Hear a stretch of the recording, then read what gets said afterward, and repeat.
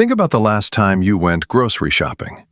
You grabbed the same things you always grab, same brand, same quantities. But when you got to the register, the number was higher. Again. And you thought, maybe it's just this store, maybe it's just this week. But it keeps happening, every month, every year, without stopping. Here's the truth nobody is telling you. That $100 bill in your wallet right now, it's not the same $100 your parents had. And by the time you finish watching this video, it will be worth slightly less than when you started. This isn't an accident. This isn't bad luck. This is a system, and once you understand how it works, you will never look at money the same way again. Let's start with a number that should make you stop and think. In 2014, the average American household spent about $400 a month on groceries. Today, that same household spends over $700 for the exact same food. Same eggs, same bread, same milk. Nearly double the price in 10 years. But it's not just food. A movie ticket in 2000 cost $5.39. Today, it's over $15. A new car in 1990 averaged $16,000. Today, the average is over $48,000. A hospital visit that cost $500 in 2000 now averages over $2,000 for the same procedure. What's happening here? Is everything suddenly more valuable? Are eggs better eggs? Is bread better bread? No. Your money is becoming worth less every single year, quietly, automatically, without asking your permission. This process has a name. It's called inflation, and it is the most powerful and most ignored financial force in your life. Here's how it actually works, and this is the part they never taught you in school. When a government needs money it doesn't have, it doesn't always raise taxes. That's unpopular. Instead, it creates more money. The Federal Reserve in the United States has more than doubled the money supply since 2020 alone. More dollars chasing the same amount of goods means each dollar buys less. Think of it this way. Imagine there are 10 people in a room and only 10 apples. Each apple costs $1. Now imagine someone walks in and hands everyone an extra $10. Suddenly, there are 10 people with $110 total, but still only 10 apples. What happens to the price of apples? It goes up. Not because apples changed, because money changed. This is exactly what happens in the real economy. And you are one of those people in the room. Except nobody told you extra money was being printed. You just noticed your apples cost more. But here's where it gets worse. Because inflation doesn't hit everyone equally. If you own assets, real estate, stocks, a business, inflation actually works in your favor. The value of those assets rises with inflation. Your net worth goes up even while you sleep.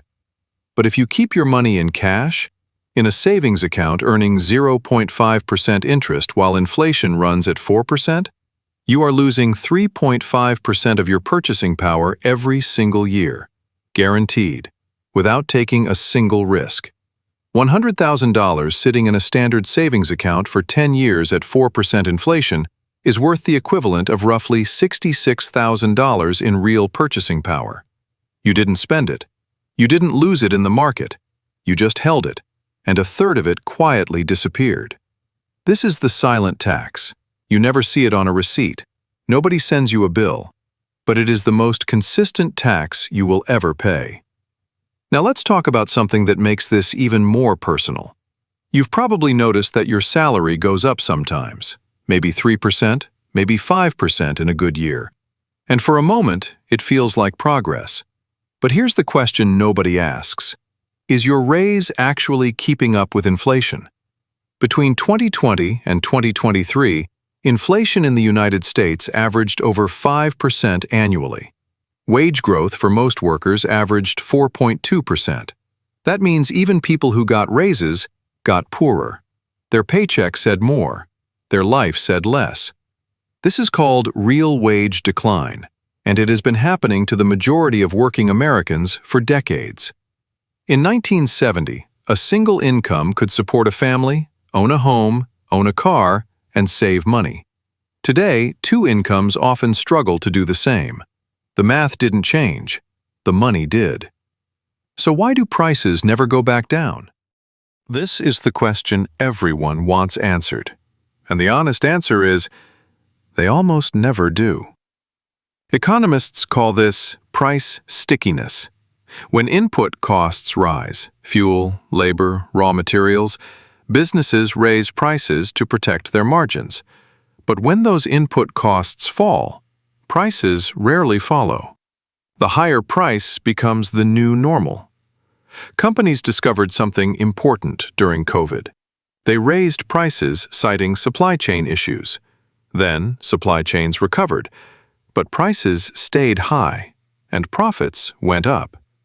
In 2022 and 2023, corporate profit margins hit record highs, while consumers were being told that inflation was caused by supply problems. It wasn't just supply problems.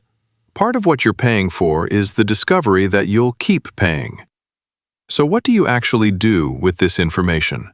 First, understand that holding cash long-term is not safe. It feels safe, it looks safe, but it is slowly guaranteed to lose value. Cash is for emergencies and short-term needs, not for building wealth.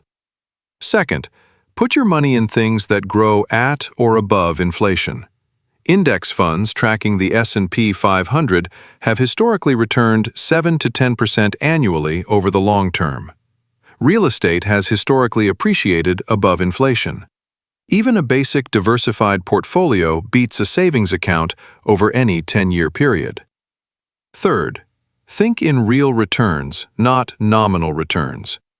If your investment made 5% this year, but inflation was 4%, your real return was 1%.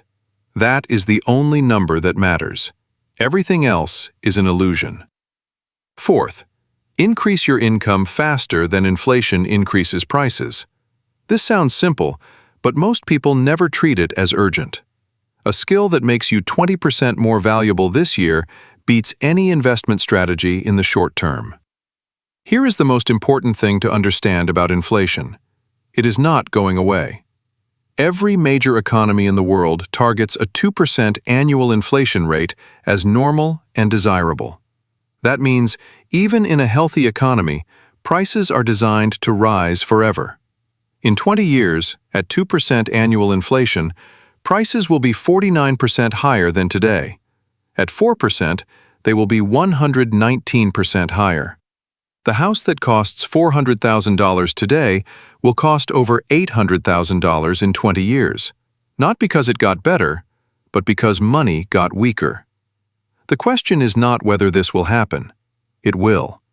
The question is which side of it you will be on. People who understand inflation own assets. People who don't understand inflation hold cash and wonder why life keeps getting harder. You now understand it. The $100 in your wallet is not just money. It is a timer. And every day you leave it idle, the timer runs a little faster. What you do next is the only thing that matters.